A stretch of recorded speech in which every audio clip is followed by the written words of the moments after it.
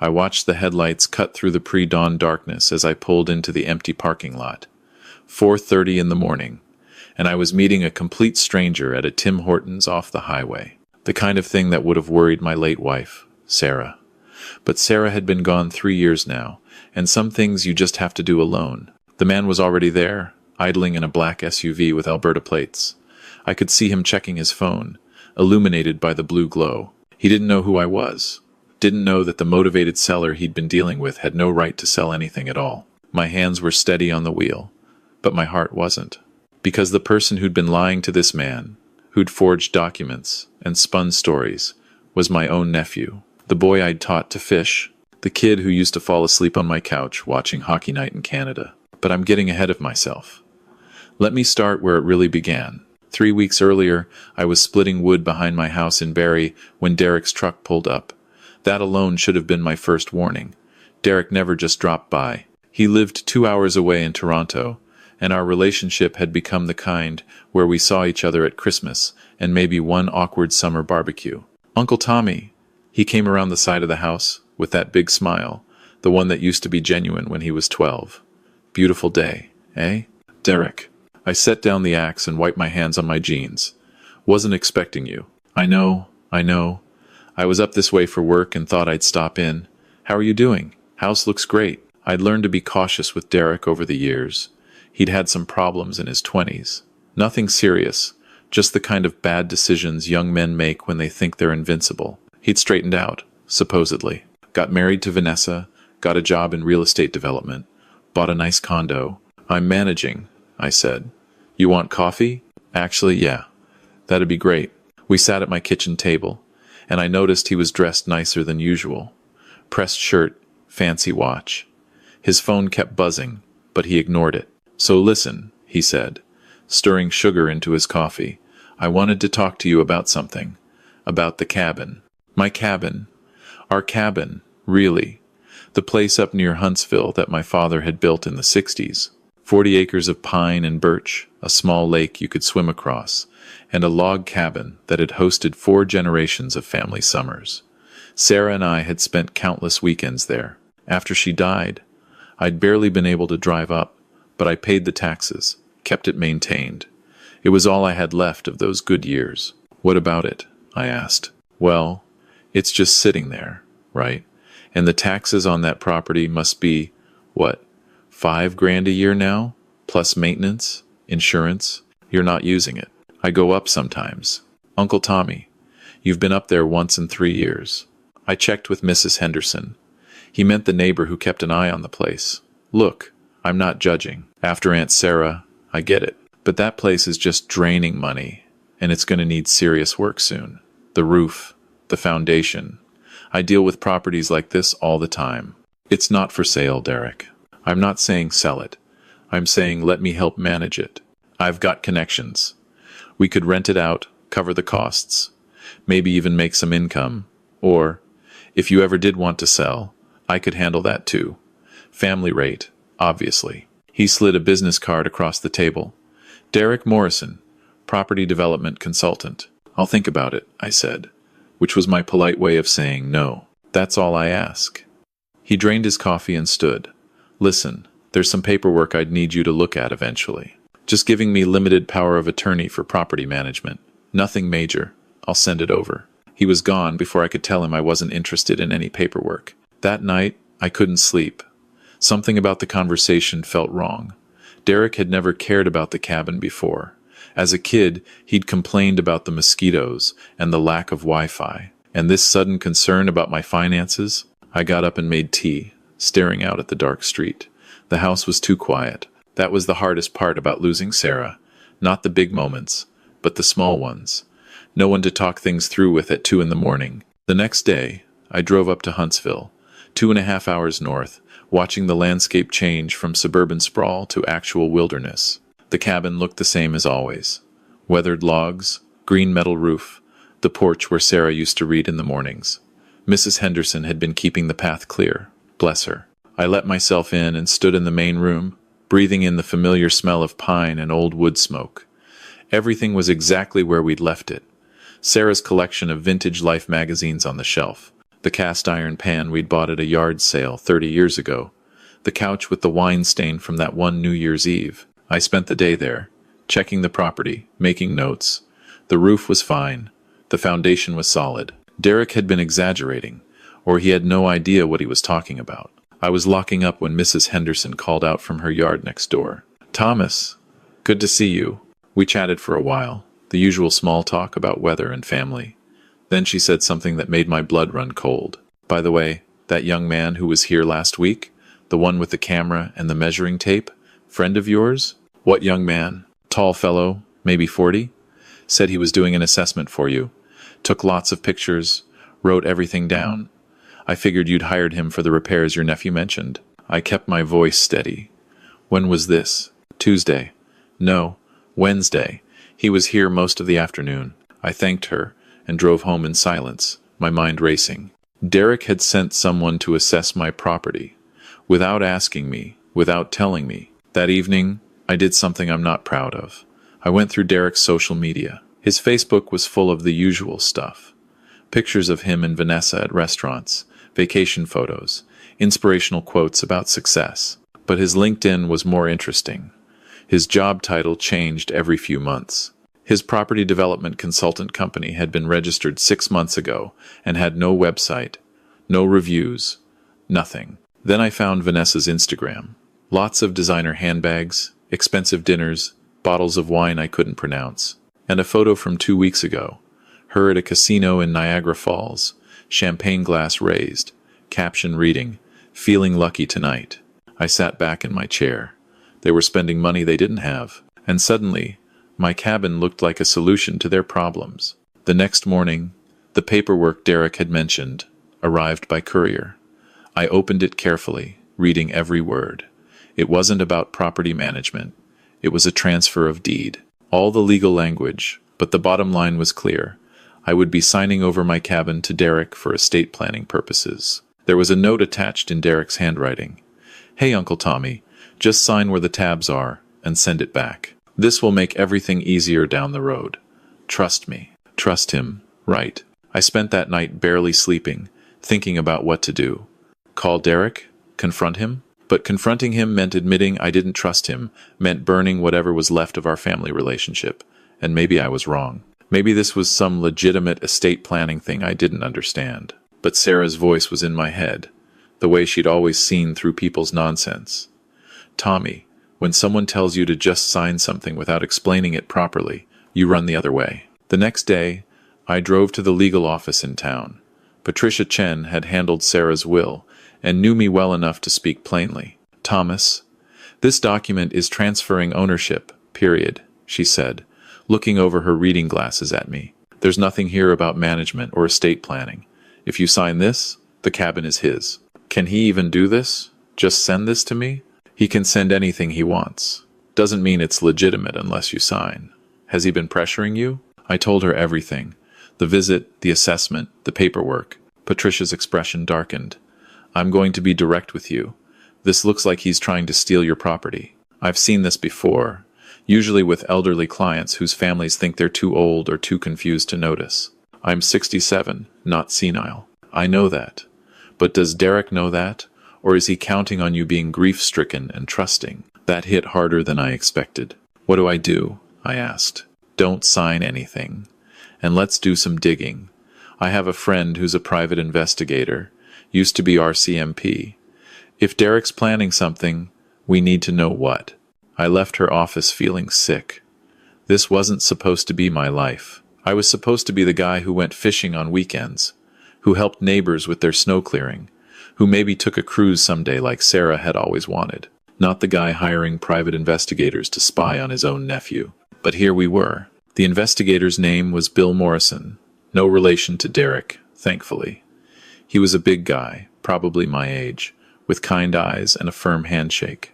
"Patricia says you need help with a family situation," he said when we met at a coffee shop. "Those are always the hardest cases." I told him everything. He took notes, asked good questions, didn't judge. "Here's what I'm going to do," he said. "I'm going to look into Derek's finances, see what he's really up to. I'm also going to check if he's tried this before, if there are other properties in play. and I'm going to find out who that assessor was who came to your cabin. How long will this take? Week? Maybe 2. In the meantime, don't sign anything. Don't confront him. Act normal. Can you do that? I nodded, even though acting normal felt impossible. The waiting was torture. I went through my daily routines, splitting wood, running errands, having dinner with my buddy George, who didn't know anything was wrong. Derek called twice. Casual calls about, how's it going and did you get that paperwork? I told him I was still reviewing it, taking my time. No rush, Uncle Tommy, he said, but I could hear the edge in his voice. Just, sooner is better for tax purposes. Tax purposes, right. 10 days later, Bill called me. We need to meet. My office. I drove there with my hands gripping the steering wheel too tight. Bill's office was in a strip mall, nothing fancy, but when I walked in, he had files spread across his desk. Sit down, Thomas, he said, and his tone told me I wasn't going to like what came next. He slid the first document across. Derek and Vanessa are in serious financial trouble. They're 90 days behind on their condo fees, 60 days behind on car payments. They have $17,000 in credit card debt across 4 cards. And this is the interesting part. He pulled out another paper. They've been gambling. A lot. Casinos in Niagara Falls, Casino Rama, online betting. Vanessa especially. In the last 6 months, they've lost over $40,000. I stared at the numbers, not wanting to believe them. There's more, Bill continued. That assessor who came to your cabin, his name is Ryan Chambers. He's a real estate appraiser, and Derek paid him $1,200 to do a full market analysis of your property. Current value, $670,000. The loan Derek tried to get using your cabin as collateral, $500,000. He tried to get a loan against my cabin. It was rejected because he doesn't own it. Yet. But Thomas, here's the really troubling part. He pulled out a final document. I found a listing agreement.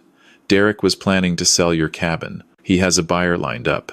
Some developer from Alberta who wants to tear it down and build a luxury retreat center. They were supposed to close next month. The room tilted. But he doesn't own it. I didn't sign anything. No, but he has forged documents. Look at this. Bill showed me a PDF. It was a deed transfer, dated 2 weeks ago. My signature at the bottom, except I'd never signed it. That's not my signature, I said quietly. I know, but it's close. Good enough that someone who didn't know you might not question it. Derek submitted this to the land registry office 3 days ago. If it goes through, the cabin legally becomes his, and then he can sell it. I couldn't speak. My own nephew, the boy I'd taken to Blue Jays games, the kid who'd cried at Sarah's funeral and told me he loved me. What do? I finally managed. We stop him. We file a fraud report with the police. We alert the land registry office. We contest the forged document. And if you want, Bill leaned forward. We catch him in the act. What do you mean? The buyer from Alberta is coming to see the property this weekend. Saturday morning, early. Derek thinks he's going to show him around, finalize the deal. What if you were there instead? I thought about it. The confrontation I'd been avoiding. But what choice did I have? I'll be there, I said. That night, I drove up to the cabin. I got there around midnight, parked my truck behind Mrs. Henderson's garage where it couldn't be seen from the road, and let myself into my own property like a thief. I sat in the dark living room, surrounded by 40 years of memories, and tried to understand how it had come to this. Derek wasn't a bad kid, or he hadn't been. But debt does things to people. Desperation makes them justify terrible choices. I thought about calling him, giving him one last chance to come clean, but I knew how that would go. He'd deny it, or worse, he'd have some explanation that sounded reasonable on the surface but was really just more manipulation. No. Bill was right. We had to catch him in the act. I didn't sleep. I sat in Sarah's old reading chair and watched the darkness turn to gray, then to the pale pink of dawn. At 5:30, I heard an engine. A black SUV pulled up, Alberta plates. The buyer. I stood, my knees cracking, and walked to the porch. The man was getting out of his SUV, checking his phone, looking around. He was younger than me, maybe 50, wearing an expensive jacket. I stepped into view. "Can I help you?" I called out. He looked surprised, but not alarmed. "Hi there. I'm here to meet Derek Morrison.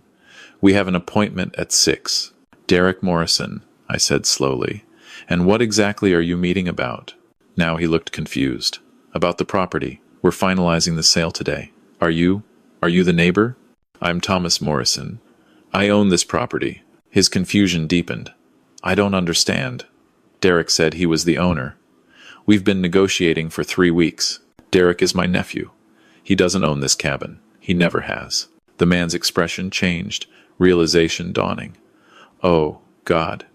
Is this some kind of scam? That's exactly what it is. He pulled out his phone. I'm calling him right now. Don't bother. He'll just lie to you. Let me show you something. I led him onto the porch and showed him my driver's license, my property tax records I'd brought with me, the deed that had my name on it.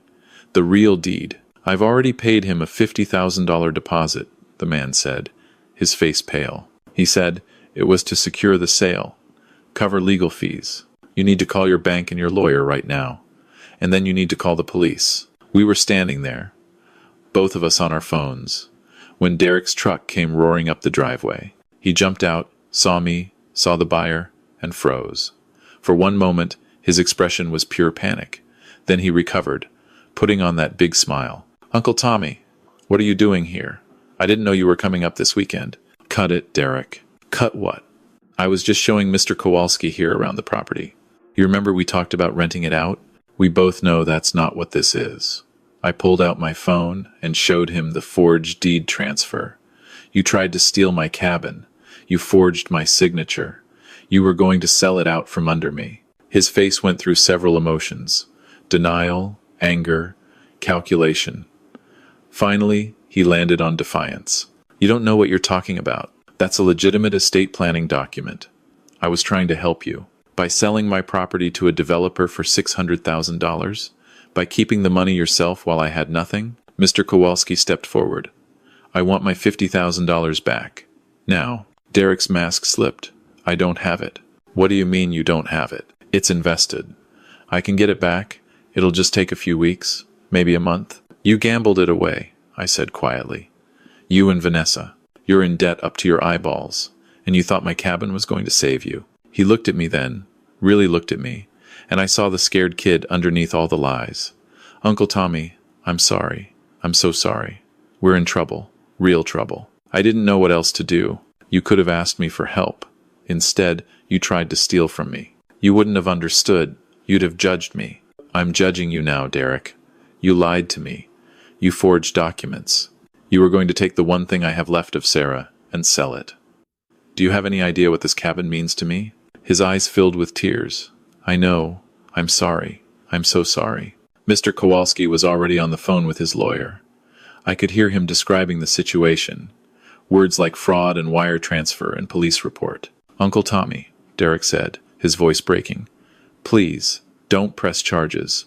I'll make this right. I'll get the money back. I'll do whatever you want. I looked at this man who used to be my nephew, who used to be family, and felt tired beyond words. What you're going to do, I said slowly, is this. You're going to return every penny to Mr. Kowalski, even if you have to sell your condo to do it. You're going to withdraw that forged deed transfer. You're going to get help for the gambling, both of you. And you're going to stay away from me and my property. And if I do that, you won't press charges? I looked at the cabin behind us, at the trees Sarah loved, at the lake where we'd spent our best years. If you do all of that, and if you actually get help, then maybe someday we can talk again. But Derek, if you ever try something like this again, if you ever lie to me, or manipulate me, or come near my property without permission, I will burn whatever bridge is left between us. Do you understand? He nodded, crying now. Mr. Kowalski walked over. The RCMP are on their way. I'm filing a full report. If I don't have my money back within 72 hours, I'm pressing criminal charges. Derek looked panicked. 72 hours? I can't. That's your problem, Mr. Kowalski said coldly. You scammed the wrong person. The police arrived 20 minutes later. They took statements from all of us. They examined the forged documents. One of the officers, a young woman with kind eyes, pulled me aside. Mr. Morrison, what you did here, catching him in the act, that makes our case much stronger. But I have to ask, are you sure you don't want to press charges yourself? I looked over at Derek, sitting on the porch steps with his head in his hands. He's family. Was family. I just want him to get help and leave me alone." She nodded. "I understand. But sir, people who do this once often do it again. If he violates any part of your agreement, you call us immediately. Understood?" "Understood." They took Derek away to give a formal statement. Mr. Kowalski left, still on the phone with lawyers, and I was alone at the cabin, the morning sun finally breaking through the trees. I sat on the porch steps, the same steps where Sarah and I had watched countless sunrises, and I cried, not just for what Derek had tried to do, but for the loss of what I'd thought we had. Family means something to me. It always has. And he'd weaponized that, used my trust and my grief as tools to rob me. "Mrs. Henderson came over with a thermos of coffee. I saw the police cars. Everything okay?" I told her the basics. She listened without interrupting, then patted my hand. "Thomas, I'm sorry. But you did the right thing. That boy needed to be stopped before he hurt someone else. He's not a boy anymore. That's the problem." "No," she agreed. "But maybe this is his wake-up call. Maybe this is what he needed to hit bottom and climb back up." I wanted to believe that. I really did. Over the next few weeks, I learned more than I wanted to know. Derek and Vanessa sold their condo and their cars. They moved into a rental apartment in Scarborough. Derek got a real job, not another scheme, working at a warehouse. He returned Mr. Kowalski's money, every cent. They both entered a gambling addiction program. Through Patricia, Derek sent me letters, long, rambling apologies, explanations about how things spiraled, how the debt became overwhelming, how he'd convinced himself that I wouldn't miss the cabin because I never went there anyway, how he'd justified it by thinking he'd make enough from the sale to pay me back eventually, give me my share. I didn't respond. I couldn't. The wound was too fresh. But I did something else. I updated my will, made sure everything was crystal clear about who got what and under what conditions. I put the cabin in a trust that couldn't be touched. I added Patricia as executor. I wasn't going to let anyone else try what Derek had tried. 6 months later, I got a call from a number I didn't recognize. I almost didn't answer, but something made me pick up. "Uncle Tommy? It's Derek." I sat down heavily. "Derek, I know I'm not supposed to contact you. I'm not asking for anything. I swear. I wanted you to know that Vanessa and I have been clean for 6 months. No gambling. We're working with a counselor. I got promoted at work. I'm taking accounting classes at night, and I'm so sorry for what I did to you."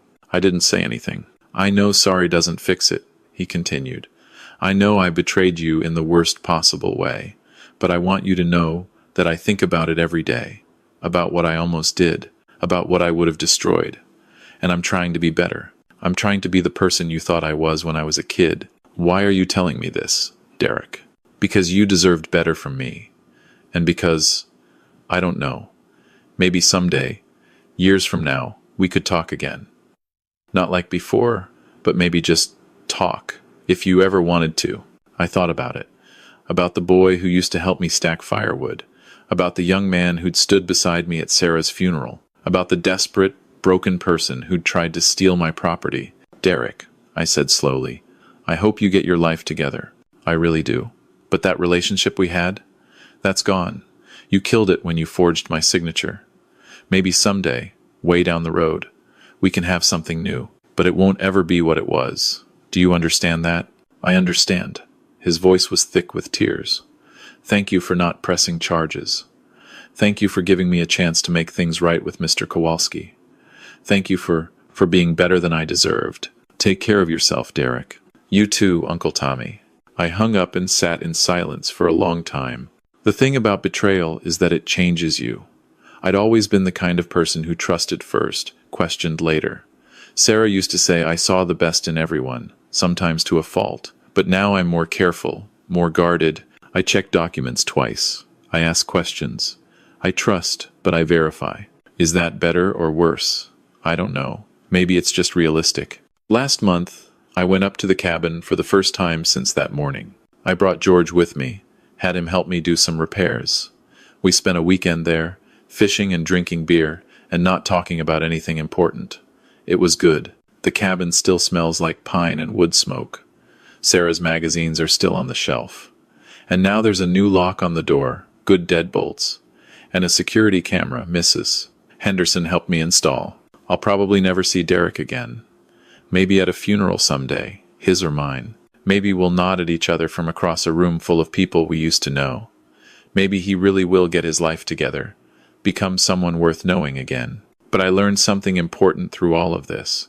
You can love someone and still protect yourself from them. You can want good things for people and still keep them at a distance. And sometimes, the kindest thing you can do is let someone face the consequences of their choices, even when it hurts you both. The cabin is mine. My memories are safe. And I'm still here, still standing, still living the life Sarah and I built together. That's enough. That has to be enough. Because family isn't just blood. It's trust. And once that trust is broken, all the blood in the world can't put it back together. I learned that the hard way.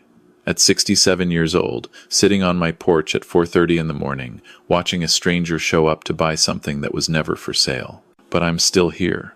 And the cabin is still mine. And that's the story of how my nephew tried to steal my life, and how I stopped him just in time.